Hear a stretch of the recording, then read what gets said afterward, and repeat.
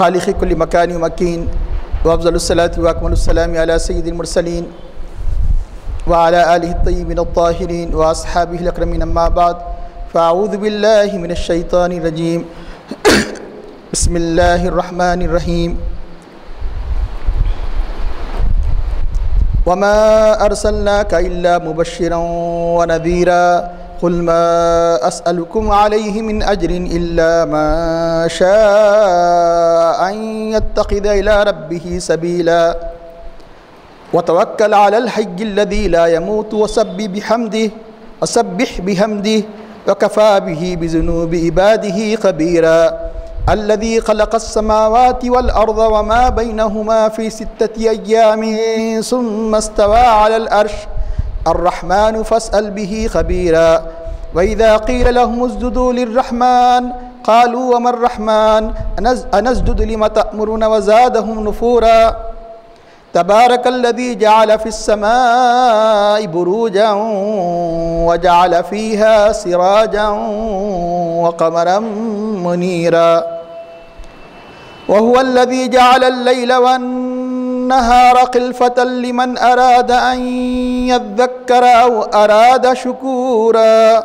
صدق الله العظيم. قال الله تعالى في شان حبيبه الكريم إن الله وملائكته يصلون على النبي يا أيها الذين آمنوا صلوا عليه وسلموا تسليما. اللهم صل على سيدنا ونبينا مولانا محمد النبي الأمي وعلى آله وصحبه وبارك وسلم.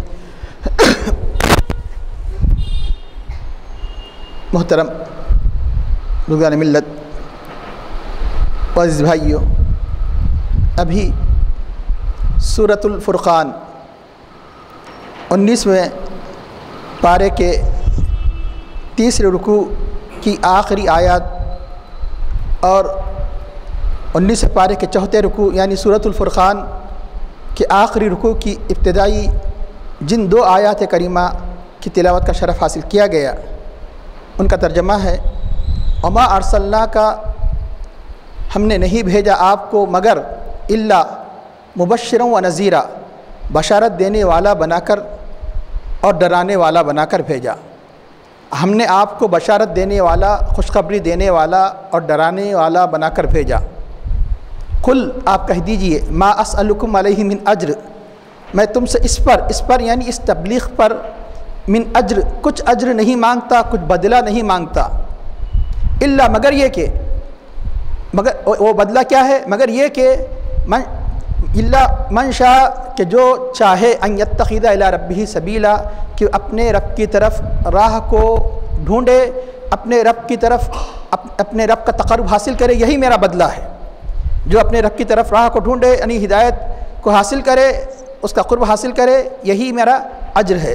وتوکل علی الحی، تو آپ اس زندہ جو اللہ کی عظیم صفت ہے، اس زندے پر بھروسہ کیجئے، توکل فرمائیے. الذی لا یموت، جسے موت نہیں آتی، جو موت سے پاک ہے. وسبح بحمدہ، اور اس کے حمد کے ساتھ تسبیح بیان کیجئے. وکفی بہ، اور اس کے لیے کافی ہے، بذنوب عبادہ خبیرا، اپنے بندوں کے گناہ پر خبردار ہونے کے لیے وہ ذات کافی ہے. یعنی جو اس کے بندے جو گنہگار ہے، جو خطا کار ہے، کہ یہ کافی ہے کہ وہ اللہ تعالیٰ ان سے باخبر ہے، ان کی خبر رکھتا ہے، ان کو جانتا ہے. وکفی بہ بذنوب عبادہ خبیرا، الذی، کون خبیر، کون خبر والا؟ اللہ کی جو صفت ہے، الذی خلق السماوات، کہ جس نے، الذی خلق السماوات والارض، جس نے آسمانوں اور زمین کو پیدا کیا. وما بینہما، اور جو کچھ ان کے درمیان ہے، فی 6 ایام، 6 دنوں میں. ثم استوى علی العرش، پھر عرش پر مستوی ہوا، جو اس کے شان کے لائق ہے، جلوہ فرما ہوا. کہ الرحمن فصل بھی خبیرا، رحمان جو اللہ تعالیٰ کی عظیم صفتوں میں سے ایک سب سے بڑی صفت ہے، الرحمن فصل بھی، کہ اس کے بارے میں، یعنی رحمان کون ہے، اس کے بارے میں باخبر سے پوچھو، یعنی خود اللہ کی ذات سے پوچھو. دوسرا معنی یہ کہ رحمان کے بارے میں باخبر جو اللہ کے نبی سب سے زیادہ اللہ کے جو مقرب ہے، جو اللہ کی عظمت اور اللہ کی معرفت سب سے بڑھ کر جن کو حاصل ہے، ان سے پوچھو۔ الرحمن فصل به خبیرا وَإِذَا قِيلَ لَهُمُ اسْجُدُوا لِلرَّحْمَنِ، جب ان سے یعنی کافروں سے کہا جاتا اسجدوا للرحمن، رحمان کو سجدہ کرو، تو قالوا وہ کہتے ہیں وَإِذَا قِيلَ لَهُمُ اسْجُدُوا لِلرَّحْمَنِ قَالُوا وَمَا الرَّحْمَنُ، تو وہ کہتے کہ رحمان کیا ہے، یعنی رحمان کون ہے، کہ انسجد لما تأمرون، تو کیا ہم اس کو سجدہ کریں جسے آپ ہمیں حکم دیتے ہیں، یعنی جن کو بھی سجدہ کرنے کا حکم دیتے ہیں، کیا ہم کو ان کے لیے سجدے میں گر جائے، وزادہم نفورا، اور یہ حکم ان کے اور ان کی نفرت میں، ان کے تنفر میں، ان کی دوری میں اور اضافہ کر دیتا ہے، کیونکہ جن کے قلوب میں کفر کی بیماری ہے تو یہ قرآن اور ان کی اس شدت میں اور اضافہ کر دیتا ہے، ان کی قساوت کی وجہ سے اور ان کی عداوت کی وجہ سے۔ یہ آیت سجدہ ہے کہ اگر اتفاقاً کوئی درمیان سے چلے جائے تو ذہن میں رکھیں کہ وہ ضرور سجدہ کرے، کہ جیسے یعنی ایک قرآن کریم کی آیت سجدہ کو تلاوت کرنے والے پر سجدہ واجب ہے، ہر سننے والے پر سجدہ واجب ہے۔ ایک مجلس میں کتنی ہی مرتبہ ایک آیت کی تلاوت جب کہ مجلس نہ بدلے تلاوت کی جائے تو ایک ہی سجدہ کیا جائے گا۔ مختلف جگہ سے اگر 4-5 جگہ سے سجدے کی آیات کئی مرتبہ تلاوت کریں گے تو جتنی آیات سجدہ تلاوت کی گئی 4 یا 5 اتنی مرتبہ سجدے تلاوت کریں گے، تو یاد سے درس کے ختم ہونے کے بعد یا کسی وجہ سے اگر کوئی چلے جائے تو وہ سجدہ کر لے جو واجب ہے۔ کہ اس کے بعد یہ سورۃ الفرقان کے آخری رکوع کی جو ابتدائی 2 آیات کریمہ کی تلاوت کی گئی ان کا ترجمہ ہے تبارک الذی جعل فی السماء بروجا، بابرکت ہے ذات، وہ ذات بابرکت ہے، الذی جعل فی السماء، جو آسمان میں بروجا برج بنائے، سیارے بنائے، یعنی سیاروں کے منازل بنائے، بروجا وجعل فیہا، اور ان بروج میں ان منازل میں سراجن، اللہ نے ایک چراغ بنایا، روشن چراغ بنایا۔ عام طور پر قرآن کریم میں سراج کہہ کر کس کو مراد لیا گیا کہ یعنی سورج، جیسے سراج وہاجا چمکتا ہو چراغ، کہ اللہ نے اس ان بروج میں، ان منازل میں، یعنی ان آسمانوں میں اللہ نے کیا بنایا کہ سراجا چمکتا آفتاب بنایا، اور قمر منیرا، اور روشن چاند بنایا۔ یعنی قرآن کریم میں یعنی کہیں بھی قرآن کریم میں چاند کو سراج نہیں کہا گیا، کیوں نہیں کہا گیا انشاءاللہ تفسیر میں اس کی وضاحت کی جائے گی۔ اور یعنی چمکتا، اللہ نے سورج کو سراج کی طرح بنایا، یعنی چراغ کی طرح بنایا، اور چاند کو چمکتا بنایا۔ اس کا ارشاد ہوتا ہے کہ هو الذی جعل اللیل والنہار، وہی ذات کہ جس نے رات و دن کو خلفتاً ایک دوسرے کے پیچھے آنے والی بنایا، یا ایک دوسرے کا خلیفہ بنایا، یا کہ یعنی اپنی خصوصیت کے اعتبار سے ایک دوسرے کے مخالف بنایا، کہ رات تاریک اور دن روشن، لمن ارادہ، اس شخص کے لیے کہ من ارادہ جو چاہے، ان یذکر، کہ نصیحت حاصل کرے یا یاد کرے، او ارادہ شکورا، یا اپنے رب کے شکر گزاری کو چاہے، شکر گزاری کا ارادہ کرے۔ محترم حاضرین، سب سے پہلی آیت، اس میں اللہ تعالیٰ نے اپنے حبیب پاک صلی اللہ علیہ وسلم کے اوصاف میں سے جو آپ کے 2 عظیم وصف ہے ان کا ذکر فرمایا کہ اللہ نے آپ کو مبشر و نذیر بنایا۔ یہ ایک اس کی مناسبت ماقبل کی آیت سے یہ بھی ہے کہ اس سے پہلے بتایا گیا کان الکافر علی ربہ ظہیرا، کافر، اللہ اس کے رسول کا انکار کرنے والے، اپنے رب کے خلاف، اپنے رب کے مقابل دوسرے کسی مددگار، یعنی اس کے مخالف کے مددگار ہوتے ہیں، اس کے دشمن کے مددگار ہوتے ہیں۔ اور ظہیر کون ہے؟ شیطان۔ کافر رب کے مقابلے میں شیطان کی مدد پر ہمیشہ آمدہ رہتے ہیں۔ اب رب کے مقابلے میں رب کا مقابلہ کیسے سمجھا جائے گا؟ رب کی مخالفت میں دشمن کا ساتھ دینا، تو قرآن کریم میں ایک نہیں کئی مقامات پر اللہ کے حبیب سے دشمنی کرنا اللہ سے دشمنی کرنا ہے۔ اللہ کے حبیب کی مخالفت، اللہ کی مخالفت، اللہ کے حبیب سے محبت، اللہ کی محبت۔ قرآن کریم میں جیسے اللہ نے فرمایا یخادعون اللہ الذین آمنوا، یہ اللہ کو دھوکہ دینے کی کوشش کرتے ہیں۔ اللہ رسول دھوکہ نہیں کھا سکتے، یعنی یہ اپنے اندیے میں اپنے آپ میں سمجھتے ہیں کہ اب اللہ کو دھوکہ دے رہے ہیں۔ منافقین یہ اللہ کو دھوکہ دینے کی کوشش کرتے ہیں، والذین آمنوا، ایمان والوں کو۔ اللہ تو زمین و زمان سے پاک ہے، اللہ کی ذات، تو کس طرح وہ مطلب ہے کہ وہ اللہ کو دھوکہ دے سکتے ہیں؟ تو بتایا گیا کہ اللہ کے رسول کو دھوکہ دینے کی کوشش کرنا کرنا گویا اللہ کو دھوکہ دینے کی طرح ہے۔ اس لیے اللہ تعالیٰ نے اپنے حبیب کے بجائے اپنا نام ذکر کیا، تو اللہ کے رب کا مخالف کون ہوگا؟ جو رسول کا مخالف ہوگا۔ تو اللہ نے بتایا کہ دیکھو یہ کتنی مطلب بیوقوف ہے، یہ کتنی کم عقل ہے، جو ان کو ہر قسم کی سہولتیں فراہم کرنے والا، جو ان کو جنت کی بشارت دینے والا، دوزخ کے عذاب سے ڈرانے والا، ان کو منفیتیں عطا کرنے والا، بے شمار مطلب یہ کہ اللہ تعالیٰ نے جن کے ذریعے سے خیر اور منفیتیں اس امت کو عطا کی، اور انہی کی یہ مخالفت کر رہے ہیں، انہی کے ایذا کے در پہ ہیں۔ اس لیے اللہ تعالیٰ خصوصی سے فرمایا کہ اے حبیب ہم نے تو آپ کو مبشر بنایا، ہم نے تو آپ کو نذیر بنایا، جو آپ کی اطاعت کرتے ہیں، جو اللہ اس کے رسول کو مانتے ہیں انہیں جنت کی خوشخبری دینے والا بنایا، جو اللہ اس کے رسول کی مخالفت کرتے ہیں انہیں دوزخ سے ڈرانے والا بنایا۔ اس سے تو اور محبت رکھنا چاہیے، اس سے بڑھ کر اور سب سے بڑھ کر نفع پہنچانے والا، اس سے بڑھ کر کون بھلائی پہنچانے والا ہو سکتا ہے۔ اس مناسبت سے اللہ تعالیٰ نے آپ کی اس وصف کو بیان فرمایا۔ اور ایک بات یاد رکھیے کہ قرآن کریم میں مبشر ایک اور انبیاء کرام کے لیے اس معنی میں بھی آیا ہے، لیکن اللہ کے حبیب کے بارے میں جب مبشر کی صفت کی نسبت ہوگی تو یہ معنی نہیں ہوں گے کہ جیسے حضرت عیسیٰ علیہ السلام نے فرمایا مبشرم برسول، میں ایک رسول کی خوشخبری دینے کے لیے آیا ہوں۔ جتنے انبیاء ہے وہ اس خاتم النبی صلی اللہ علیہ وسلم کے مبشر ہے، لیکن یہ نبی کسی اور کے مبشر نہیں، یہ آخری نبی ہے، اس کے بعد کوئی نبی آنے والا نہیں۔ اس کی دلیل یہ ہے کہ عام طور پر جہاں مبشر آتا ہے تو نذیر کا ذکر آتا ہے، تو ڈرانے کے مقابلے میں بشارت دینا، ڈرانا کس سے ہوتا ہے؟ دوزخ سے، اور بشارت دینا کس سے ہوتا ہے؟ جنت کی۔ یا اللہ نے اپنے حبیب کی عظمت کے بیان کا اتنا اہتمام فرمایا، بہت سے مقامات پر آپ کو نذیر ملے گا لیکن مبشر نہیں ملے گا، لیکن عموماً جہاں مبشر فرماتا ہے کہیں یہ بھی شبہ نہ ہو کہ کسی اور نبی کی بشارت دینے کے لیے یہ آئے ہیں، اس لیے مبشر کے ساتھ نذیر آتا ہے تاکہ یہ معنی متعین ہو جائے کہ کسی اور آپ کے بعد آنے والے نبی کی بشارت دینے کے لیے نہیں آئے، آپ آخری نبی ہے، کوئی نبی آنے والا نہیں۔ اس لیے اس سورہ کی ابتدا میں اللہ نے کیا فرمایا؟ تبارک الذی نزل الفرقان علی عبدہ لیکون للعالمین نذیرا، تاکہ آپ عالمین کے لیے نذیر بن جائے۔ وہاں مبشر کا ذکر نہیں کہ جب مبشر فرماتا ہے تو نذیر بھی فرماتا ہے، لیکن بہت سے مقامات پر صرف نذیر فرمایا، مبشر نہیں فرمایا۔ اما ارسلناک الا مبشرا ونذیرا قل ما اسألکم علیہ من اجر۔ اور اتنی بڑی بشارت جنت کی اور اتنے بھیانک عذاب سے ڈرانے والا، دنیا میں اگر کسی کے ساتھ بھلائی سے پیش آتا ہے تو کچھ نہ کچھ اجر کی توقع رکھتا ہے، لیکن یہ نہ سمجھنا کہ یہ رسول تم سے کسی قسم کے اجر کے خواہاں ہیں، یہ تو صرف اپنے رب کی رضا کے خواہاں ہیں، یہ کسی قسم کا اجر نہیں مانگتے۔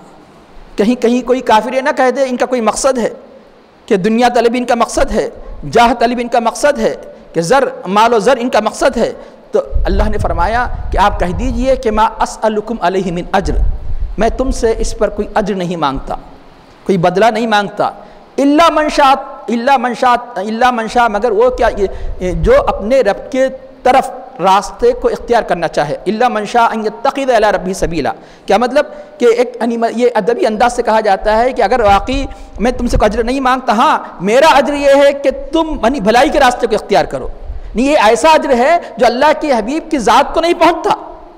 یہ اللہ کے حبیب کا نہیں اجر مانگا تو بھی کیسے مانگا؟ جو آپ اپنی ذات کے لیے منفیت والا نہیں بلکہ امت کی ذات کی کو نفع دینے والا، یعنی وہ اجر ایسا عام طور پہ اجر جو طلب کیا جاتا ہے اجر طلب کرنے والے کو عموماً فائدہ پہنچاتا ہے، لیکن یہ وہ اجر ہے خود تمہیں فائدہ مند ہے، تمہیں اس کے ذریعے سے اللہ تعالیٰ کی رضامندی ملے گی اور تم جہنم سے دور ہوں گے، ایسا اجر میں تم سے طلب کرتا ہوں۔ بلکہ ایک مقام پر تو اللہ نے یہ فرمایا قل ما سألتکم من اجر فہو لکم، اے حبیب کہہ دیجئے جو کچھ میں نے تم سے اجر کا سوال کیا تو یہ سب تمہارے نفع کے لیے ہے، یعنی یہ جو میں نے جس اجر کا سوال کیا وہ میری ذات کو نفع دینے والا نہیں، وہ اجر کیا ہے؟ اللہ تعالیٰ کو ماننا، اللہ کے رسول کو ماننا، یعنی اللہ تعالیٰ کا تقرب حاصل کرنا، اللہ کی راہ میں خرچ کرنا، یعنی یہ جو اللہ کے حبیب کی ذات کو ذاتی طور پر کوئی منفعت پہنچانے والا نہیں بلکہ یہ جو تمہاری ذات کو نفع پہنچانے والا ہے۔ یہ بات اور ہے کہ یقینی طور پر کہ دنوی جو اجر کی تصور جاتا ہے کہ پیسہ ہوگا ہمارا وہ اجر نہیں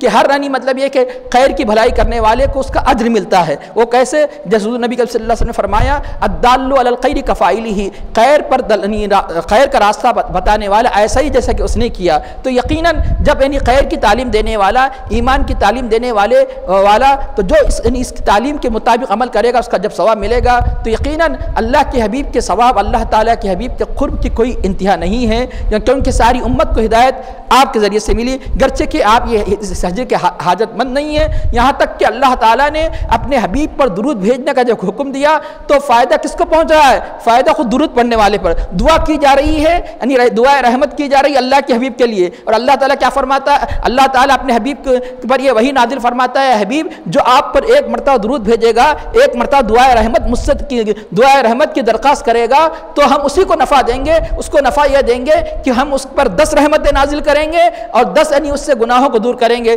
10 درجات اس کے بڑھا دیں گے.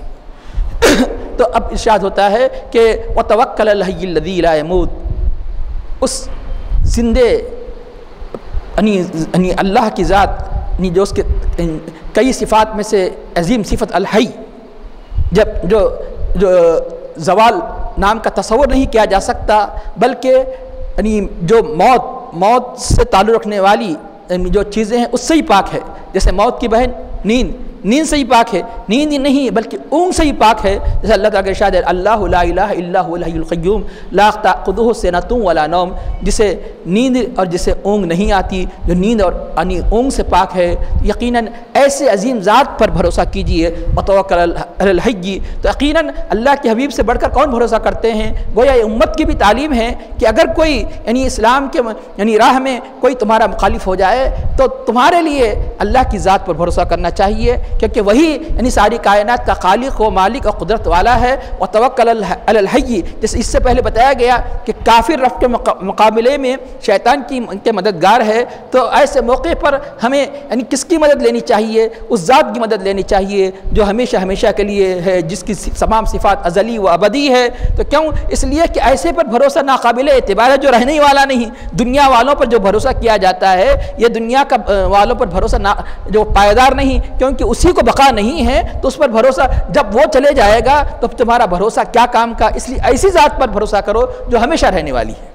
وتوکل علی الحی الذی لا یموت، جسے موت نہیں آتی، جو ہمیشہ کے لیے ہے. کہ اس کے بعد ارشاد ہوتا ہے وتوکل علی الحی الذی لا یموت وسبح بحمدہ، اور اس کے حمد کے ساتھ اس کی تسبیح بیان کیجیے. اللہ تعالیٰ کے عبادت کے 2 طریقے ہیں، ایک عبادت قلبی، ایک عبادت لسانی بدنی. تو چنانچہ یہاں دونوں عبادتوں کا ذکر کیا گیا. تو انسان جب مصیبتوں میں گھرا ہوا ہوتا ہے تو انسان کا سب سے بڑا اگر ہتھیار ذریعہ ہے تو اللہ کی یاد ہے. تو اللہ تعالیٰ کو یعنی توکل کیا ہے؟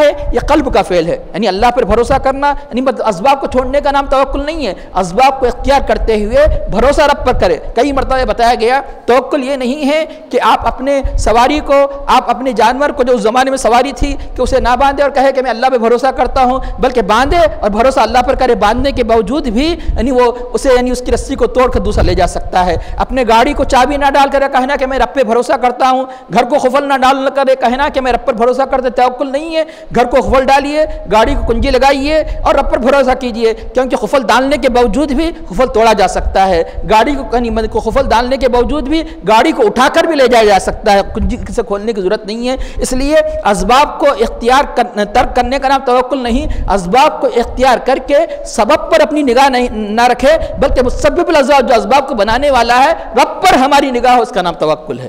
وتوکل علی الحی الذی لا یموت، یہ عبادت جو یعنی بھروسہ کرنا یہ کس کی صفت ہے؟ یہ عبادت قلبی ہے. تو عبادت قلبی یعنی تمہاری زبانی عبادتیں، تمہاری بدنی عبادتیں کب رنگ لاتی ہے؟ جبکہ قلب کے اندر اللہ کی محبت ہو، اللہ پر بھروسہ ہو، اللہ پر ایمان ہو، اللہ پر ایقان ہو. اس لیے عبادت قلبی کو مقدم کیا گیا زبانی عبادت پر. اور توکل علی الحی الذی لا یموت یہ عبادت قلبی سے متعلق ہے. وسبح بحمدہ یہ عبادت بدنی، زبانی، لسانی سے متعلق ہے. اور یہ کئی مرتبہ بتایا گیا اللہ تعالیٰ کہ ذکر میں سب سے بڑا ذکر اللہ کو وہ پسند ہے جس میں اللہ کی تسبیح ہو اور تحمید ہو، اور تسبیح کا مقام تحمید سے اول ہے، کیونکہ جب تک اللہ تعالیٰ کو ہر قسم کے یعنی نقص سے پاک قرار نہ دے، اللہ تعالیٰ کی حمد کا حق ادا نہیں ہو سکتا، اللہ تعالیٰ کی کوئی حمد حقیقت میں ادا نہیں کر سکتا۔ اس لیے یعنی اللہ تعالیٰ سب سے پہلے قرآن کریم میں تسبیح کا حکم دیتا ہے، پھر تحمید کا۔ یہی وجہ ہے کہ مختلف جو اذکار جو احادیث کریمہ سے ثابت ہے اس میں پہلے تسبیح کا ذکر ہے، پھر تحمید کا ذکر ہے، سبحان اللہ والحمد للہ ولا الہ الا اللہ واللہ اکبر۔ یہاں تک کہ ہم نماز میں پڑھتے ہیں جب ثنا پڑھتے ہیں سبحانک اللہم وبحمدک، تیری ذات پاک ہے اور تو ہر قسم کے نقص سے پاک ہے اور ہر قسم کے کمالات کا تو ہی مالک ہے تیری حمد کے ساتھ۔ تو اس طرح اللہ تعالیٰ کی یعنی ذکر کا ایک اہم طریقہ اللہ کی تسبیح و تحمید کئی مرتبہ بتایا گیا۔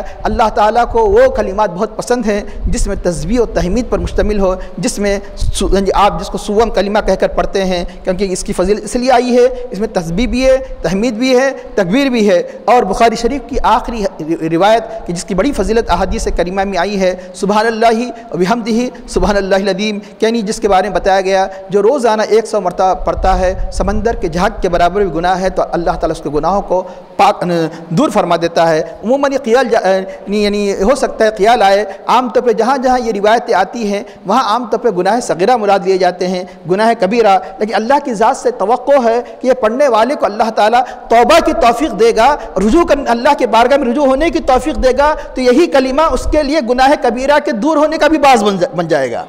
تو یعنی مطلب کہ اگر یہ ڈائریکٹ اگر یہ 100 مرتبہ کلمہ پڑھنا اگر گناہ کبیرہ کو دور نہیں کرے گا تو لیکن اس کی پابندی پوری یقین کامل کے ساتھ پڑھی ہے تو اللہ تعالیٰ نے اللہ کے بارگاہ میں ایسے رجوع ہونے کی توفیق عطا کرے گا پڑھنے والے کو کہ جس سے اس کے کبیرہ گناہ بھی معاف ہو جائیں گے، کیونکہ یہ بات تو یقینی ہے کہ سچی توبہ سے گناہ کبیرہ معاف ہوتے ہیں۔ اللہ کی تسبیح و تحمید کثرت سے کرنے والے کو اللہ تعالیٰ اپنے بارگاہ میں توبہ رجوع ہونے کی بھی توفیق عطا فرماتا ہے۔ تو اس کا ارشاد ہوتا ہے کہ سبح بحمدی وکفی بہ بذنوب عبادہ خبیرہ، تو اور اللہ تعالیٰ اپنے بندوں کے گناہ سے باخبر ہونے کے لیے کافی ہے۔ یہاں اور اللہ تعالیٰ نے اپنے حبیب پاک کی تسلی کے لیے فرمایا جو آپ کی مخالفت کرتے ہیں اس کی فکر مت کیجئے، جو اسلام کی مخالفت کرتے ہیں اس کی فکر مت کیجئے، کیونکہ آپ اللہ کی ذات پر بھروسہ کیجئے، ان مخالفوں کے جرائم کو، ان مخالفوں کے گناہوں کو اللہ تعالیٰ اس سے باخبر ہے، جب باخبر ہے تو یقیناً اللہ تعالیٰ اس کی سزا دے گا۔ تو اب یقیناً ایک بھروسہ کرنے والے کو جب اس بات کا یقین ہو جاتا ہے تو اس کا توکل اور بڑھ جاتا ہے، تو اس لیے یعنی اس پوری یقین کے ساتھ توکل کیجئے کہ یعنی ہمارے مخالف کے بارے میں اللہ تعالیٰ خوب جانتا ہے، ہماری نیتوں کو اللہ تعالیٰ خوب جانتا ہے، اس کی سازشوں کو اللہ تعالیٰ خوب جانتا ہے۔ وکفی بہ بذنوب عبادہ خبیرہ۔ اس کے بعد خبیر کا مطلب یہ ہے کہ جو ظاہر و باطن سے کی خبر رکھنے والا، جو ظاہر کو بھی جاننے والا، باطن کو بھی جاننے والا۔ اس لیے آج عربی زبان میں ایکسپیرینس جو سب سے زیادہ ایکسپیرینس کو کہتے ہیں، جو معمولی سا علم نہ ہو بلکہ اچھا خاصا کسی فن میں تجربہ ہو، تو عربی زبان میں بھی آج خبرہ کہا جاتا ہے اور خبیر کہا جاتا ہے۔ خبیر کا مطلب ایکسپیرینسڈ پرسن اگر انسانوں کے لیے اگر مراد دیا جائے تو چنانچہ یہاں یہ بتایا جا رہا ہے کہ اللہ سے بڑھ کر کوئی خبیر نہیں ہے، اللہ سے بڑھ کر یعنی ظاہر و باطن کا جاننے والا نہیں ہے۔ تو خبیر الذی، یعنی اب یہ آسمان و زمین کی اتنی بڑی کائنات جو انسان یعنی مطلب کہ جتنی تحقیقات کے باوجود بھی یعنی بڑے بڑے سائنٹسٹ، بڑے بڑے سائنسدان اور بڑے بڑے تحقیق و تجربہ کرنے والی بھی کہتے ہیں کہ ہمیں جو علم حاصل ہوا ہے وہ معمولی ہے، کہ جیسا کہ بتایا گیا کہ اتنی بڑی کہکشائیں ہیں، تو یہ جو سورج اور یہ زمین کی جو کہکشاں ہے اس کے اندر ایک معمولی نقطے کی کہکشاں کی طرح ہے، وہ بھی ہمارا علم اس کے بارے میں جب ناقص ہے تو اب یقیناً اللہ تعالیٰ کا علم کیسے ہوگا؟ تو اس ذات کی کیوں یہ ساری کائنات کو بنانے والا، یہ آسمانوں کو بنانے والا، یہ زمین کو بنانے والا، یہ زمین و آسمان کے درمیان کی چیزوں کو بنانے والا کون ہے؟ وہ ذات جو خبیر ہے، ہر قسم کا علم رکھتی ہے، کہ خبیر الذی خلق السماوات، کہ جس نے آسمانوں کو بنایا، والارض زمین کو بنایا۔ اور یہ صرف ایسا ہی صرف یہ کہ جیسا کہ یہ ایک بطور منظر نگاری کے یعنی دیکھتے نہ چلے جائیے، یہ آسمان اللہ کے بنائے ہوئے ہیں، زمین اللہ کے بنائے ہوئے ہیں۔ جو آسمان و زمین کا بنانے والا اتنی بڑی کائنات سے باخبر ہے کہ ہمارے دل کے آنے والے خیالات سے باخبر نہیں، تو یقیناً ایک یہ تصور کر لیجئے کہ جب ساری کائنات سے باخبر ہے تو ہمارے کرتوت سے باخبر ہے، ہماری جلوت سے باخبر ہے، ہماری خلوت سے باخبر ہے، ہماری تنہائیوں سے باخبر ہے، اور ہمارے مجلس میں بیٹھنے اور مجلس کے معاملات سے باخبر ہے۔ جب یہی یعنی کیفیت ہمارے اندر یعنی پیدا ہو جائے گی تو یقیناً ہر قسم کے گناہوں سے دوری کا یہی ذریعہ بنتے چلے جائے گی کہ الذی خلق السماوات والارض وما بینہما، جو کچھ ان کے درمیان ہے کتنے دنوں میں بنایا؟ فی ستۃ ایام، 6 دنوں میں۔ اللہ تعالیٰ اگر کن فرما دے تو عالم وجود میں آ جائے، لیکن ہمیں تعلیم دینے کے لیے یہ عالم اسباب ہے، یعنی اللہ یعنی کوئی بھی چیز یعنی جس کو اطمینان کے ساتھ کی جائے وہ خوبی والی ہوتی ہے۔ ہمیں تعلیم دینے کے لیے اللہ تعالیٰ نے آسمان و زمین کو 6 دن میں بنایا، ورنہ اللہ تعالیٰ کا فرمان ہے انما امرہ اذا اراد شیئا، جب اللہ تعالیٰ کسی چیز کا ارادہ فرماتا ہے کہ اگر اس کو کن کہتا ہے تو فیکون، وہ عالم وجود میں آ جاتی ہے۔ تو چنانچہ یہ عالم اسباب ہے، اس لیے ہمیں تعلیم دینے کے لیے یہ ساری کائنات کو 6 دنوں میں بنایا گیا، کہ جس کی ابتدا بتائی گئی کہ اتوار جس کو یکشنبہ کہا جاتا ہے، وہاں سے لے کر جمعے تک، اور سب سے آخر میں کس کو بنایا گیا؟ سیدنا آدم علیہ السلام۔ کہ آپ کی ولادت کب ہوئی؟ جمعے کے دن۔ جنت میں داخلہ جمعے کے دن، دنیا میں آنا جمعے کے دن۔ تو جمعے کی بڑی جو خصوصیات جو احادیث میں آئی ہیں اس میں آدم علیہ السلام کے حوالے سے آپ کو یہ روایت ملے گی، اور کثرت سے اللہ کے حبیب نے درود پڑھنے کا حکم دیا کہ اس کا ثواب جمعے کے دن اور بڑھا دیا جاتا ہے۔ تو جمعہ آخری دن ہے، آخری میں کیوں بنایا؟ اس لیے بنایا کہ اللہ تعالیٰ اہتمام یعنی انسان کی عظمت کو بتانے کے لیے یہ ساری کائنات کس کے لیے بنائی گئی ہے؟ انسان کے لیے۔ اس لیے انسان کے ضروریات کو پہلے پیدا کیا اور انسان کو بعد میں پیدا کیا، انسان کو بعد میں پیدا کیا، اور ساری ضروریات کو آسمان زمین ساری کائنات چاند سورج سب پیدا کر دیے گئے، اور بعد میں کس کو پیدا کیا گیا؟ جو مقصود ہے اس سارے کائنات میں مقصود کون ہے؟ انسان ہے، انسان کو بنایا گیا۔ جیسا کہ سارے کے سارے انبیاء اور ساری کائنات میں مقصود کون ہے؟ ہمارے نبی پاک صلی اللہ علیہ وسلم، بلکہ انہی کی وجہ سے ساری کائنات کو اللہ نے وجود میں لایا۔ اس لیے جب سارے انبیاء آتے ہیں تو آخر میں کون آتے ہیں؟ ہمارے نبی پاک صلی اللہ علیہ وسلم آتے ہیں۔ گرچہ کہ آپ کے نور کو سارے انبیاء سے پہلے پیدا کیا، لیکن آپ کی آمد اس عالم میں سارے انبیاء جب آ چکے ہوتے ہیں تو جو آپ جلوہ گر ہوتے ہیں۔ تو اس طرح اللہ تعالیٰ نے اس ساری کائنات کو وجود میں لایا۔ ثم استوى علی العرش، پھر عرش پر وہ مستوی ہوا۔ اس کو یعنی متشابہ کہا جاتا ہے۔ متشابہ یعنی کلمات میں سے یعنی آیات میں سے یعنی اصطلاح میں یعنی قرار دیا جاتا ہے۔ متشابہ کا مطلب یہ ہے کہ لفظ کے معنی تو معلوم ہے، یعنی اس کی کیفیت اس کی حقیقت سے ہم ناواقف ہے۔ تو جیسے مثال وجہ اللہ، چہرہ، اللہ تعالیٰ اس جیسے چہرے وغیرہ سے پاک ہے۔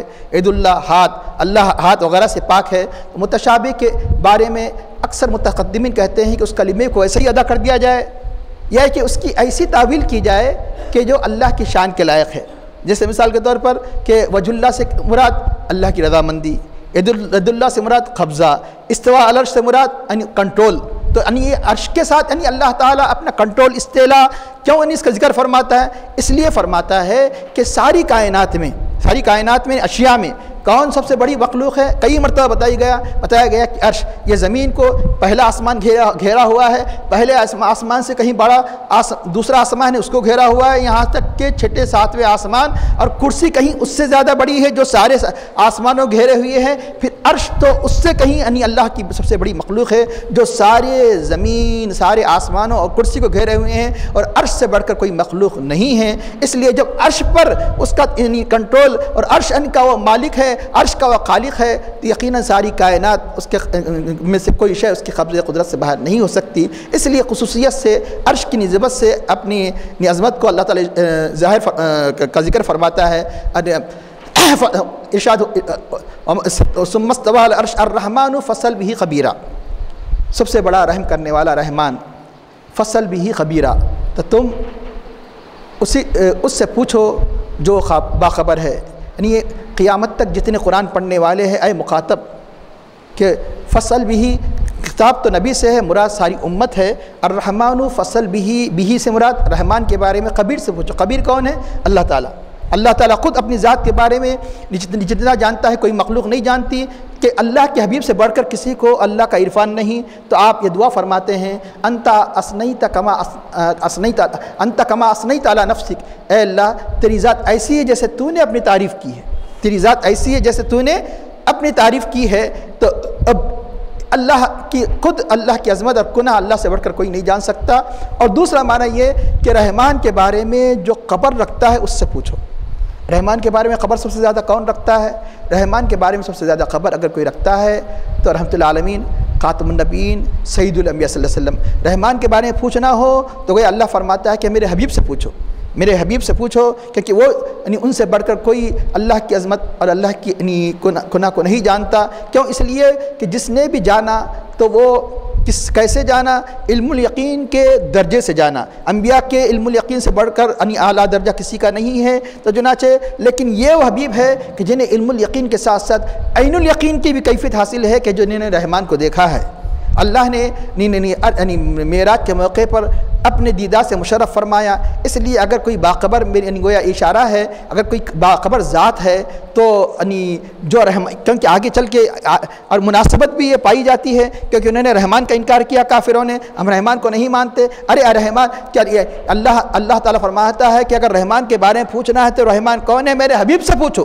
رحمان کے بارے میں پوچھنا ہے تو کس سے پوچھو؟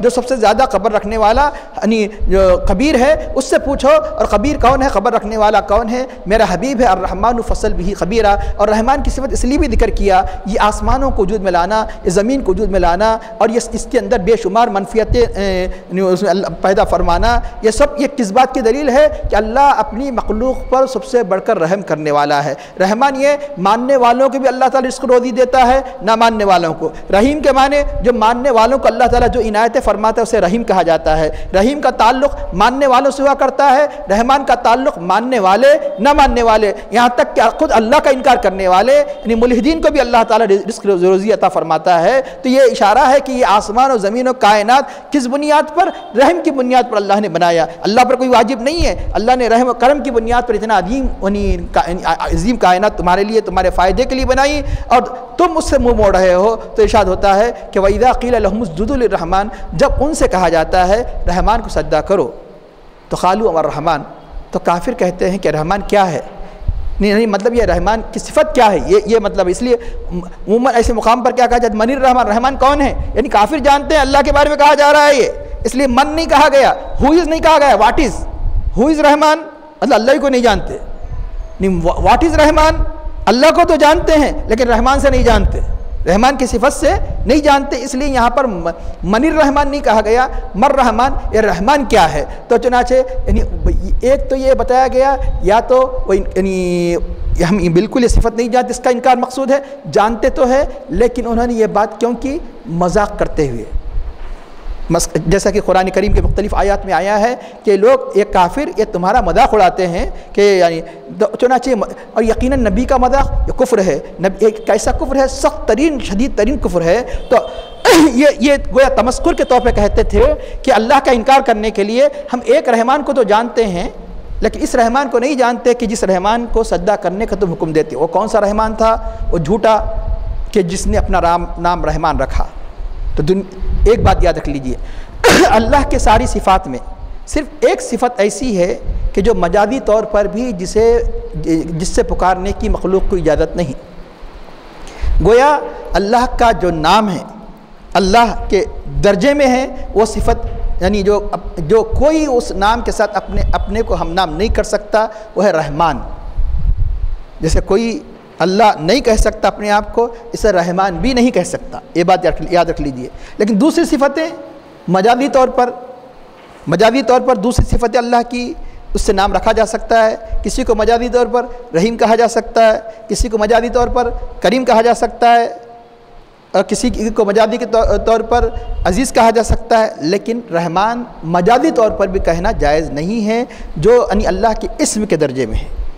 اب کہیں گے نام رہتا نا، تو وہ آپ جو کہہ رہے ہیں غلط پکار رہے ہیں، اس لیے جب کسی کا نام عبد الرحمن ہے اسے رحمان کہہ کر مت پکارو، عبد الرحمن کہہ کر پکارو۔ اگر کسی کا نام عبد الرحیم ہے، ادب تو یہ ہے کہ عبد الرحیم ہی کہا جائے، لیکن اگر رحیم کہہ دیا جائے تو کوئی گناہ نہیں، کوئی حرج نہیں، لیکن صرف رحمان کہہ کر کسی کو پکارا نہیں جا سکتا۔ تو یہ یعنی جیسا کہ عقائد کے بارے میں کتب عقائد میں اس بات کی بالکل یعنی صراحت آئی ہے. تو چنانچہ اس لیے اگر کسی کا نام عبد الرحمن ہے تو عبد کو چھوڑ کر صرف رحمان نہ پکارا جائے. تو اور کوئی انسان اپنے آپ کو رحمان کہہ کر نام نہیں رکھ سکتا. تو چنانچہ ایک شخص تھا جس نے اپنا نام رحمان رکھ لیا تو اللہ کا اتنا شدید غضب ہوا. تو اب وہ تو تاریخ ہی کے اندر رہ گیا. جیسے اب آپ یہ بات ابھی جان رہے ہیں, بہت سے لوگ اس میں جو نہیں جانتے کہ اس کا نام رحمان تھا. اللہ نے اس کو کس سے مشہور کر دیا؟ جس کے ماں باپ نے جو نام نہیں رکھا, ماں باپ نے اس کا وہ نام نہیں رکھا, ساری دنیا اس کے نام کے ساتھ گویا نام کا جز بن گیا. وہ نام کا جز بن گیا. اس کا نام کیا ہے؟ مسیلمہ. لیکن آپ کیا کہہ کر پکارتے ہیں؟ مسیلمۃ الکذاب. کوئی باپ اپنے بیٹے کا نام پیدا ہوتے ہی سب سے بڑا جھوٹا بول کر رکھتا ہے. کوئی ماں اپنے بیٹے کا نام کذاب رکھتی ہے. کذاب اللہ نے کیوں مشہور کر دیا؟ اس کے نام کا جز بن گیا. اس لیے کہ اس نے اللہ کے شان میں اتنی عظیم گستاخی کی کہ مسیلمہ کون ہے؟ جس نے یعنی نبوت کا دعویٰ کیا. اللہ کے حبیب صلی اللہ علیہ وسلم کی دنیا سے پردہ فرمانے کے آخر زمانے میں جس نے نبوت کا دعویٰ کیا تھا, اور یہ مسیلمہ الکذاب اور دوسرے جتنے دعویٰ کرنے والے مرتدین کے خلاف کس نے جہاد کیا؟ سیدنا ابوبکر صدیق رضی اللہ عنہ. اور ان کا قلعہ قمع کر دیا. ایک بڑے فتنے کی آپ نے سرکوبی کر دی اور اہل ایمان کو راحت عطا فرمائی. تو اسی میں سے ایک خطرناک فتنہ مسیلمۃ الکذاب کا تھا. تو اس نے جو یمامہ کا رہنے والا تھا, تو یہ کافر کہتے تھے ہم یمامہ کے رحمان کو تو نعوذ باللہ جانتے ہیں لیکن یہ رحمان کو نہیں جانتے. مسخرے پن سے اسلام کا مذاق اڑاتے ہوئے کہتے تھے. کیوں کہ اس نے اپنا نام کیا رکھ لیا تھا؟ رحمان. تو رحمان تو وہ یعنی بالکل نہیں, لوگ اس کو بھول گئے. لیکن ساری دنیا اس کو کس کے پکارتی ہے؟ گویا نام کا جز بن گیا. مسیلمۃ الکذاب مانے بہت جھوٹا, مبالغہ صیغہ. جیسے ابو بکر رضی اللہ عنہ کہ ان کے والدین نے نام صدیق نہیں رکھا, صدیق نام نہیں ہے, لیکن اللہ کے حبیب کی سب سے ہر یعنی قدم قدم پر کس نے تصدیق فرمائی؟ اور سب سے پہلے معراج کے موقع پر کافروں نے تردید کی.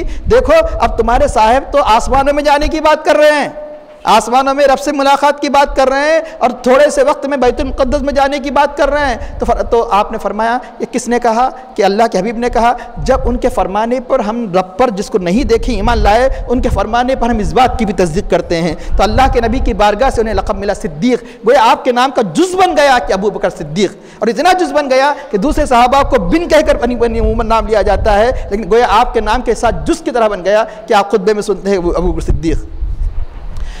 تو اب یہ اللہ تعالیٰ فرماتا ہے کہ یہ کہتے ہیں کہ رحمان کیا ہے؟ تو اس کا ارشاد ہوتا ہے کہ جب ان سے کہا جاتا ہے کہ وَإِذَا قِيلَ لَهُمُ الرَّحْمَنُ قَالُوا الرَّحْمَنُ أَنَسْجُدُ, اور یہ کہتے ہیں کہ ہم اس کو سجدہ کریں کہ جن کے سجدہ کرنے کا آپ ہمیں حکم دیتے ہیں. یہ بات ان کے اور نفرت میں اضافہ کر دیتی ہے. کیوں؟ اس لیے کہ جو ایمان والا ہوگا تو ایمان کی روشنی میں قرآن اضافہ کرے گا. جو جس کے دل میں کفر و نفاق ہوگا تو اس کے کفر و نفاق میں اور زیادتی ہوگی. وہ کیسے ہوگی؟ مثال کے طور پر کہ جب یعنی سورج طلوع ہوتا ہے تو اپنی آنکھوں کی روشنی میں اضافہ ہوتا ہے. اضافہ کا مطلب ہے کہ یعنی اب رات جب ہوتی ہے تو دیکھ نہیں سکتے, سورج ہوتی ہے تو آپ کیا کرنے لگتے ہیں؟ دیکھنے لگتے ہیں. اور جیسے جیسے سورج بڑھتا چلا جاتا ہے آپ کی دیکھنے کی قوت بڑھتے چلی جاتی ہے. تو بلا تشبیہ کہ چمکاڈر یعنی جیسے سورج طلوع ہوتا ہے تو اور اندھی بنتی چلی جاتی ہے. ارے روشنی بڑھنا تھا, تو جیسے چمکاڈر کی اندھے پن میں اور اضافہ ہوتا ہے تو ان آیات سے کافروں اور منافقوں کے نفاق میں اور اضافہ ہوتا چلا جاتا ہے. اہل ایمان کی روشنی اور بڑھتے چلے جاتی ہے. وَزَادَهُمْ نُفُورًا. تو اب رہا یہ یہاں پر سجدہ کون سا تھا, یہی بتایا گیا کہ سجدے سے مراد یہاں نماز ہے. نماز پڑھو, اللہ کی بات کر, اس کو ایک جانو. پھر سجدے سے نماز کیوں مراد دیا گیا؟ اس لیے کہ طریقہ ہے یعنی ادب کے فصاحت و بلاغت کا کہ طریقہ ہے کہ جز کہہ کر کل مراد لیا جاتا ہے. جز کہہ کر کل مراد لیا جاتا ہے. جیسے کہتا ہے کہ یار وہ چلا گیا تو میری کمر ٹوٹ گئی. کمر یعنی آپ مکمل طور پر گویا مفلوج کی طرح ہو گئے, کیونکہ کمر سب سے زیادہ بوجھ اٹھاتی ہے. جز کہہ کر کل مراد دیا جاتا ہے. خود ہماری زبان میں بہت سی ایسی باتیں ہیں کہ جہاں یعنی مطلب ہے کہ پوری کی پوری چیز مراد نہیں لی جاتی ہے. تو اب یہاں پر سجدہ کیونکہ سارے عبادت کے سارے ارکان میں وہ رکن ہے کہ حدیث شریف میں آتا ہے کہ بندہ سب سے زیادہ اپنے رب کے قریب کب ہوتا ہے؟ جب سجدے میں ہوتا ہے. اس لیے یہ عظیم ترین رکن کی وجہ سے سجدہ کہہ کر یہاں ساری نماز ہی مراد لی جا رہی ہے. اس کے بعد اللہ تعالیٰ ارشاد فرماتا ہے کہ رحمان وہ ہے, اس کی رحمانیت کو دیکھو کیسی کیسی اللہ تعالیٰ نے ہمارے لیے یہ سہولت فراہم کی، یہ عالم کا نظام، یہ ساری کائنات کو وجود میں لایا۔ ارشاد ربانی ہے کہ یہاں سورۃ الفرقان کے آخری رکوع کی ابتدا ہوتی ہے کہ تبارک الذی جعل فی السماء بروجا، بابرکت ہے وہ ذات جس نے آسمان میں بروج کو بنایا۔ بروج کے بارے میں یعنی بہت سے اقوال آئے ہیں، لیکن دو قول بہت مشہور و معروف ہے۔ برج کی جمع بروج، بروج کا معنی کیا ہے؟ ایک تو معنی یہ ہے کہ بروج بڑے بڑے ستارے، سیارے، اسے بروج کہا گیا۔ دوسرا معنی یہ ہے کہ بروج کے معنی سیارے نہیں بلکہ جو بڑے بڑے سیارے ہیں، ستارے ہیں، ان کے منازل ہیں۔ منازل کا مطلب یہ ہے کہ جب وہ گردش کرتے ہیں تو ان منازل سے ہوتے ہوئے گزرتے ہیں، یہ ان کے منازل ہیں۔ اور یہی اس قول کو زیادہ ترجیح دی گئی، جیسا کہ امام فخر الدین رضی اللہ عنہ نے تفسیر کبیر میں فرمایا کہ تبارک الذی جعل فی السماء، آسمان میں بروج بنائے کا مطلب یہ ہے کہ جو ستارے اگر آسمان میں ہیں وہ ان کے یعنی ان منازل کا وہ منازل ان کے منازل ہے اور ان کے گردش کی جگہ ہے۔ جیسے مثال کے طور پر سورج کے جو گردش کرتا ہے ان منازل سے ہوتے گردش کرتا ہے، جو سبا سیارہ 7 ستارے کہا جاتے ہیں انہی منازل سے ہوتے گردش کرتے ہیں۔ اس برج کے معنی ظاہر ہونے کے ہیں، اور بالکل اتنے ظاہر ہے کہ یہ بروج جو آپ یعنی یہ جو مختلف قسم کے ستاروں کے مجموعے سے ایک منزل بن گئی، اور اس منزل کا نام پڑ گیا۔ نام کس طرح پڑا؟ وہ ستاروں کے رنگ اور شکل، کوئی وہاں پر یعنی ان ستاروں سے مراد کوئی میڈا، کوئی بکرا، کوئی بکری، کوئی میزان، ترازو نہیں ہے۔ یہ اس ذہن میں رکھ لیجئے، جو آپ دیکھتے ہیں عام طور پہ خبروں وغیرہ میں جو ستارے جو لکھے ہوئے رہتے ہیں کہ ان پر ایمان نہ لایا جائے، بلکہ اللہ کی قدرت کے ایک مظاہر ہے، کوئی یعنی یہ مؤثر نہیں ہے۔ مؤثر اللہ کی تعالیٰ کی ذات ہے، تاثیر پیدا کرنے والی اللہ تعالیٰ کی ذات ہے، کہ جیسے ایسٹرالوجی وغیرہ کی اس کے تاثیر سے فلاں ہوتا ہے، اس پر ایمان نہ رکھا جائے کہ ساری کی ساری تاثیریں اللہ نے پیدا فرمائی۔ یہ بروج کچھ تمہارا کچھ نہیں کر سکتے، یہ اللہ تعالیٰ کی قدرت کے مظاہر ہے۔ تو چنانچہ یہ جو یعنی آپ کو جیسے مثال اسکارپین، عقرب ایک برج کا نام ہے، تو اب یہاں کوئی یعنی مطلب وہاں کوئی بچھو نہیں ہے وہاں پر یعنی وہ برج، بلکہ وہ ستارے جو یعنی آپس میں مل کر اس کی تصویر کیسی بن گئی؟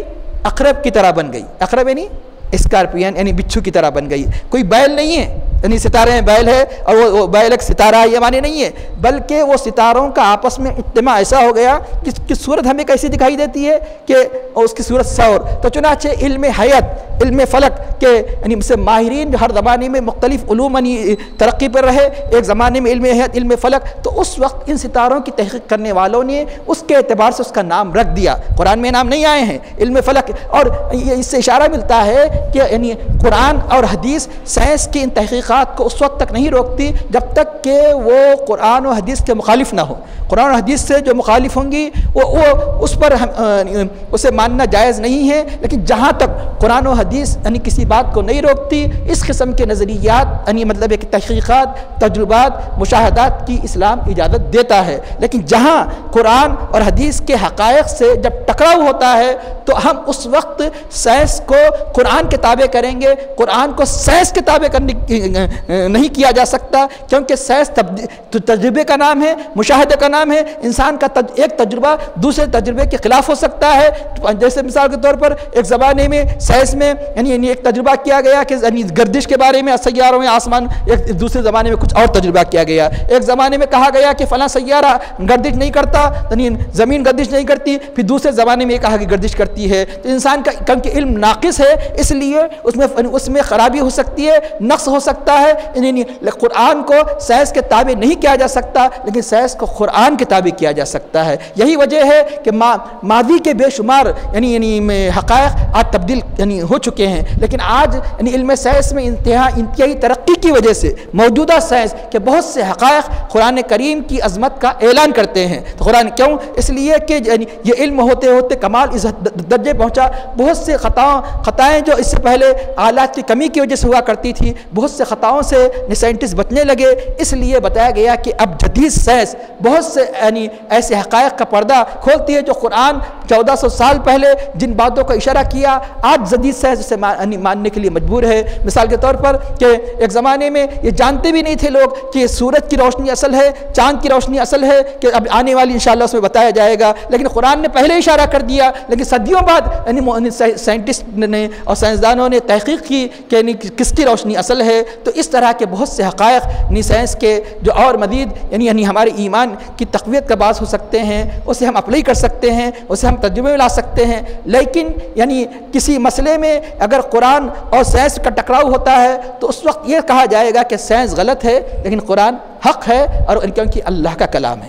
تو ارشاد ہوتا ہے کہ تبارک الذی جعل فی السماء بروجا، تو بروج بنائے، خواہ اس کے ناموں کو کوئی مانے یا نہ مانے، لیکن ایک حقیقت ضرور ہے کہ اللہ تعالیٰ نے ستاروں کو بنایا اور ستاروں کی منازل کو بنایا، جعل فی السماء بروجا وجعل فیہا، اور اس میں کیا بنایا؟ سراج بنایا، اور قمرا منیرا، چمکتا ہوا چاند بنایا۔ چاند کے مقابلے میں سورج، سورج کو کیا کہا گیا؟ سراج۔ آخر سورج کو سراج کیوں کہا گیا؟ سراج کے معنی عربی میں چراغ کے ہیں، اور پورے قرآن میں کہیں بھی چاند کو سراج نہیں کہا گیا، چاند کو سراج نہیں کہا گیا، چاند کو منور کہا گیا، منیر کہا گیا، لیکن نور کہا گیا۔ اللہ تعالیٰ کی ارشاد ہے هو الذی جعل الشمس ضیاء، وہی ذات جس نے سورج کو ضیاء بنایا، هو الذی جعل والقمر نورا، قمر کو نور بنایا۔ اب ڈکشنری، عام ڈکشنری میں تو آپ یعنی سطحی طور پر جو ڈکشنری میں یہی معنی ملیں گے کہ ضیاء کے معنی روشنی، لائٹ، نور کے معنی روشنی، لیکن اللہ تعالیٰ ایک کو جب ضیاء فرما رہا ہے، ایک کو نور فرما رہا ہے، کچھ نہ کچھ فرق ہوگا۔ تو اہل تحقیق نے بتایا ضیاء ایسی روشنی جو اس کی اپنی ہو، نور وہ روشنی ہے جو اس کی اپنی نہ ہو، دوسروں سے لیتی ہو۔ تو یہی اسی کلمے کے ذریعے سے اللہ نے اشارہ فرما دیا کہ چاند کی روشنی اپنی نہیں ہے، یہ سورج کا انعکاس ہے، ریفلیکشن ہے۔ چاند کی جو روشنی ہے یہ سورج کا انعکاس ہے۔ تو یہ تحقیق کب ہوئی؟ یہ تحقیق تو صدیوں بعد ہوئی، لیکن قرآن یہ اشارہ کر دیا کہ چاند سورج سے روشنی لیتا ہے۔ تو یہ اس طرح کہ یہی وہ حقائق ہے کہ آج سائنٹسٹ بھی حیران ہیں کہ جب کسی قسم کے انسان سائنس کا خواب بھی نہیں دیکھا تھا، لیکن قرآن کا یہ کہنا اس بات کی دلیل ہے کہ اللہ کا کلام ہے۔ کئی ایسے حقائق ہیں کہ جس کی وجہ سے یہ حقائق ان کے ایمان کا باعث بن گئے۔ اب رہا سراج کیوں کہا گیا، ایک بات یاد رکھیے، تشبیہ میں یہ ذہن میں رکھ لیجئے، آپ بولیں گے سراج چھوٹا ہوتا نا، اور سورج اتنا بڑا ہے کہ پوری یعنی مطلب یہ کہ لاکھوں کروڑوں نہ معلوم کہ کتنے یعنی میلوں پر اس کی یعنی روشنی پھیلی ہوئی ہے، اور وہ چوتھے آسمان سے جیسے بتایا گیا کہ طلوع ہوتا ہے، اور اس سے پہلے کئی مرتبہ بتایا گیا کہ ہر ایک کا سورج الگ نہیں ہے، ہر ملک کا، سارے ملکوں کا سورج الگ ہے۔ ایسا نہیں ہے کہ اس کی رینیوئنگ کرنے کے لیے، اورالنگ کرنے کے لیے سورج کو تبدیل نہیں کیا گیا، 1000 سال کے بعد ایک سورج، دوسرے 1000 کے بعد دوسرا سورج، ایک ہی سورج نہ معلوم کہ کب اللہ نے پیدا کیا، اس وقت سے ایک ہی سورج ہے، وہ ایک ہی سورج چل رہا ہے پوری کائنات میں، اور پوری وہی ایک سورج ہے۔ تو اب یہ اتنا جو بڑا سورج ہے اور سراج سے کیا نسبت رکھتا؟ چراغ۔ تو یاد رکھ لیجئے تشبیہ میں اس ساری کی ساری چیزوں کو نہیں دیکھا جاتا، تشبیہ میں جس سے تشبیہ دی جاتی ہے اس کی خصوصی صفت کو دیکھا جاتا ہے، اسے سمجھنے کے لیے۔ اگر کسی کی بہادری کو بتانا ہے تو کیا کہا جاتا ہے کہ فلاں شخص شیر کی طرح ہے، زید شیر کی طرح ہے۔ شیر کس میں مشہور ہے؟ بہادری میں۔ تو کیا مطلب کہ بہادری میں شیر کی مشابہ؟ اس کا مطلب یہ نہیں کہ شیر منہ نہیں دھوتا، زید منہ نہیں دھوتا۔ اس کا مطلب یہ نہیں ہوتا کہ شیر کپڑے نہیں پہنتا، زید کپڑے نہیں پہنتا۔ یہ مقابلہ نہیں کیا جائے گا کہ شیر کی طرح، تو شیر کا جو وصف مشہور ہے وہ وصف لیا جائے گا۔ اب چراغ کا کیا وصف مشہور ہے؟ چراغ کا وصف یہ مشہور ہے ایک چراغ سے ہزاروں چراغ جلائے جا سکتے ہیں۔ تو چنانچہ وہ یعنی اللہ نے ایک ایسا نور کا یعنی اللہ نے گولا بنایا جس سے ہزاروں سیارے روشن ہیں۔ یہ مناسبت ہے سراج کی کہ ایک چراغ ہے، پھر اب اس سے کئی چراغ چلاتے چلے جاؤ۔ مثال 20 چراغ ہے تو ایک دوسرے کے بعد وہ چراغ کی روشنی کم نہیں ہوگی۔ یہ چراغوں کی روشنی کس کی ہے؟ وہ پہلے چراغ کی ہے۔ یہ 19 چراغوں کی، یہ 20 چراغ میں سے جو پہلا چراغ ہے وہ روشنی 19 کی ہے۔ تو اسی طرح یہ بتایا گیا کہ یہ جو سیاروں کی روشنی، بہت سے سیارے جس میں چاند بڑا سیارہ ہے، اس کی روشنی کس کی ہے؟ یہ سورج کی ہے، اس لیے اللہ نے اس کو سراج فرمایا۔ اور ایک اہم بات وہ یہ کہ اللہ نے ہمارے نبی پاک صلی اللہ علیہ وسلم کو کیا قرار دیا؟ یا ایھا النبی انا ارسلناک شاہدا ومبشرا ونذیرا وداعیا الی اللہ باذنہ وسراجا منیرا۔ ہم نے آپ کو کیا بنایا؟ سراج منیر بنایا۔ تو یہاں سراج کے معنی کیا لیں گے کہ روشن آفتاب، نہیں چراغ لیں گے۔ ارے اللہ نے خود سورج کو کیا فرمایا؟ چراغ فرمایا۔ جب سراج سے بات متعین ہو گئی کہ سراج سے مراد یعنی مطلب یہ کیا ہے؟ آفتاب ہے۔ اب رہا یہ کہ اللہ نے یہ اہتمام فرمایا کہ قمر کے ساتھ جو منیر ہے ابھی آپ سن رہے ہیں سراج و قمر منیرا، تو اس سراج کے ساتھ منیر بھی لگا دیا، یعنی قمر کی روشنی، سراج کی روشنی، ساری روشنیوں کا منبع کون ہے؟ آپ کی ذات ہے۔ کچھ سورج کو روشنی آپ کے نور سے ملی، چاند کو آپ کی روشنی آپ سے روشنی ملی، کیونکہ سراج میں نقص ہوا کرتا ہے۔ سراج فرما کر منیر کیوں فرمایا؟ جب سراج، یہاں صرف سورج کو کیا کہا گیا؟ سراج، اور یہاں اللہ کے حبیب کے لیے اہتمام میں فرمایا کہ سراج منیرہ، سراج کے ساتھ یہ منیر کی صفت کس لیے بیان کی؟ اس لیے کہ چراغ موجود روشن کرنے کے نقص یہ ہوتا ہے کہ چراغ تلے اندھیرا، یہ مشہور محاورہ ہے، لیکن چراغ کے نیچے اندھیرا ہوتا ہے، لیکن یہ وہ چراغ ہے جہاں اندھیرے کا تصور ہی نہیں کیا جا سکتا، منیر ہی منیر ہے، اس لیے سراج منیرہ کہا۔ تبارک الذی جعل فی السماء بروجا وجعل فیہا سراجا وقمرا منیرا، اس کے ارشاد ہوتا ہے کہ وَهُوَ الَّذِي جَعَلَ اللَّيْلَ وَالنَّهَارَ خِلْفَةً، وہی ہے جس نے رات اور دن کو ایک دوسرے کے پیچھے آنے والا بنایا۔ خلیفہ کے معنی تو سنے ہیں، سکسیسر۔ خلیفہ کس کو کہتے ہیں؟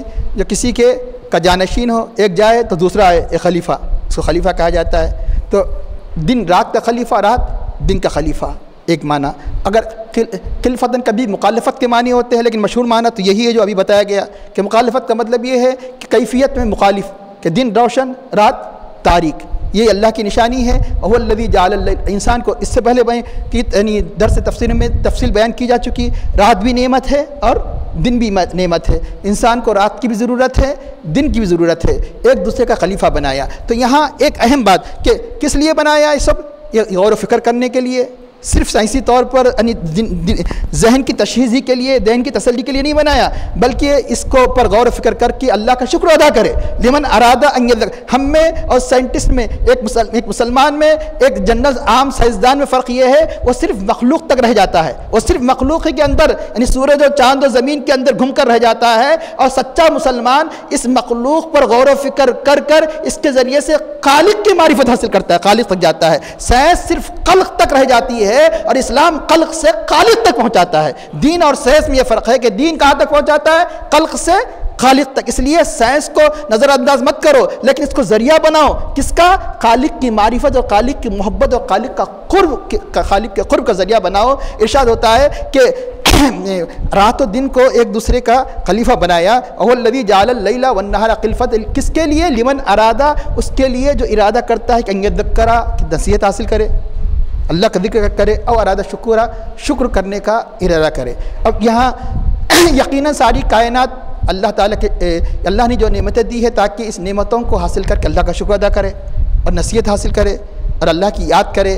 تو لیکن ایک اس آیت کریمہ میں جو رات و دن کا ایک دوسرے کے خلیفہ کے ساتھ اللہ کے شکر گزاری کا جو ارادہ کرنا چاہتا ہے اور یاد الہی کرنا چاہتا ہے، اس کی خصوصی ایک نسبت ہے۔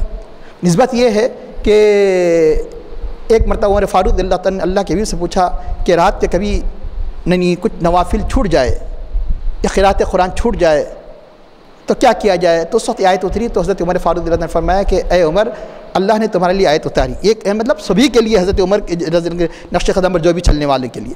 اس لیے عمر فاروق نے فرمایا، اور بھی یعنی مطلب ہے کہ یعنی مفسرین کے مفسرین نے اس پر کافی روشنی ڈالی ہے، وہ یہ فرمایا کہ اگر کسی کے رات کے وظائف چھوٹ جائے تو اس کی قضا کس میں کر لے؟ فجر سے لے کر ظہر تک کر لے، اور دن کی قضا چھوٹ جائے تو اس کو کب پورا کر لے؟ رات میں کر لے۔ تو چنانچہ اس پر عمر فاروق نے عمل کر کے بتایا۔ ایک مرتبہ چاشت کے وقت آپ معمول کے مطابق اپنے حجرے سے نکلنے میں دیر ہو گئی، جو نوافل وغیرہ پڑھے جاتے ہیں، جیسے انسان کی عادت ہے کہ نوافل پڑھنے چلے جاتا ہے تو واپس آنے کے لیے آدھا گھنٹہ لگتا ہے، لیکن 1 گھنٹہ لگ گیا مثال کے طور پر۔ تو لوگوں نے پوچھا کہ اے امیر المومنین آج کیوں دیر ہو گئی؟ فرمایا کہ رات کے کچھ قرأت قرآن یا نوافل رہ گئے تھے، اس کو میں نے ادا کر لیا۔ تو بتایا گیا کہ وہ وظائف، جو وظائف پڑھتے ہیں معمولات، فرض تو آپ کسی صورت میں چھوڑ نہیں سکتے، اس میں کوتاہی نہیں برت سکتے، لیکن فرض کے علاوہ نوافل نماز کی صورت میں یا قرأت کی صورت میں یا کوئی انی تسبیح کی صورت میں آپ نے معمول بنا لیا کہ میں روزانہ اتنی مرتبہ درود پڑھوں گا، کہ میں 500 مرتبہ درود پڑھوں گا، میں 1000 مرتبہ درود پڑھوں گا، میں یہ سورہ پڑھوں گا، سورہ واقعہ، سورہ ملک وغیرہ پڑھوں گا۔ اب رہا یہ کہ کسی وجہ سے نیند کا غلبہ آ گیا، عشاء کی نماز کے بعد جو وظائف پڑھنا تھا آپ نہیں پڑھے، اور برکت کب قائم رہتی ہے؟ جب کہ پابندی سے کیا جائے، کیونکہ بخاری شریف کی روایت میں ہے سب سے بہترین عمل وہ ہے کہ جس پر مداومت کی جائے، اور دوسری روایت میں یہ ہے کہ وہ عمل تھوڑا کیوں نہ ہو لیکن پابندی سے ہو۔ تو یہ عمل بخاری شریف کی روایت کے مطابق سب سے زیادہ برکت والا۔ اسے سمجھنے کے لیے بارش کا پانی کتنی زوروں سے برسے ایک مرتبہ تو چنانچہ زیادہ یہ ہوگا دھول نکل جائے گی، وہ پتھر صاف ہو جائے گا، لیکن پتھر میں سوراخ نہیں پڑے گا۔ اس کے برخلاف مسلسل پتھر میں ایک قطرہ ٹپکتے جائے تو چند مہینوں میں وہاں سوراخ پڑ جائے گا، اور سوراخ نہیں پڑے گا تو کم از کم اتنا حصہ وائٹ ہو جائے گا، اس کا رنگ بدل دے گا۔ تو پابندی سے وظائف پڑھنے کی برکات ہے، لیکن انسان مجبوری ہے کہ کبھی کچھ عذر کی وجہ سے اپنے وظیف کو نہیں پڑھ سکتا۔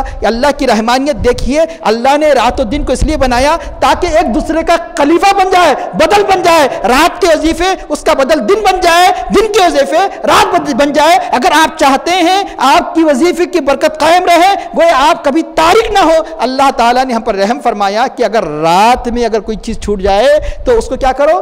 دن میں پوری کر لو۔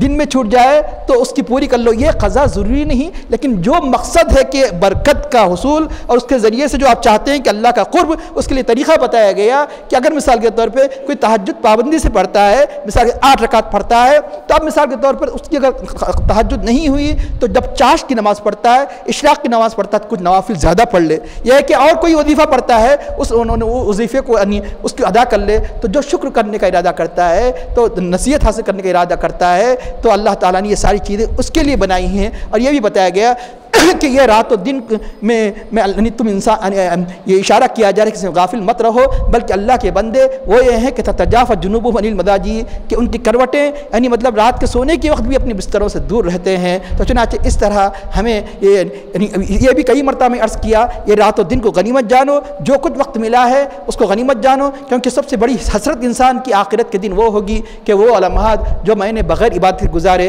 جنت میں کوئی حسرت نہیں، ایک حسرت رہ جائے گی، کاش کہ وہ لمحات بھی میں اللہ کی عبادت میں گزار تھا۔ اس لیے رات و دن کو غنیمت جانو، اور اس کے لیے کہ جیسا کہ بتایا گیا کئی مرتبہ، اگر مثال کے طور پر انسان جو عام طور پر صحت کے لیے بتایا گیا، صحت اگر 8 گھنٹے سونے کے بارے میں، اگر 8 گھنٹے کس کو کہتے ہیں؟ 24 گھنٹے کے اندر 8 گھنٹے کا مطلب 1/3۔ تو اسی طرح ایک انسان کی اگر مثال 60 سال ہے، تو اگر وہ 8 گھنٹے سو رہا ہے، یہ جو کم سمجھا جا رہا ہے آج کل، 8 گھنٹے سو رہا ہے تو گویا 20 سال سو گیا، اور 20 سال تو بچپن میں گزر گیا، کھیل کود میں گزر گئے، اور 20 سال سونے میں گزر گئے، تو اب 20 سال میں کیا کرے گا؟ اس لیے جو کچھ لمحات ملے کم ہے اللہ تعالیٰ کی عبادت کے لیے، کیوں اب یقیناً جو زندگی سونے میں گزار دے گا تو گویا آدھی زندگی، یعنی وہ 12 گھنٹے جو سوئے گا تو گویا اس نے اپنی آدھی زندگی سو گیا۔ جب آدھی زندگی سو گیا تو پھر آخرت کی کیا تیاری کیا؟ کہ آخر میں دعا کرتا ہے اللہ ہمیں ان آیات کریمہ کے ذریعے سے اپنے ذکر و شکر کی زیادہ توفیق عطا فرما، ان آیات کریمہ کو سمجھنے اور اس کے تقاضوں کو پورا کرنے کی توفیق عطا فرما، اور ہماری بات میں خشوع خضوع اخلاص عطا فرما۔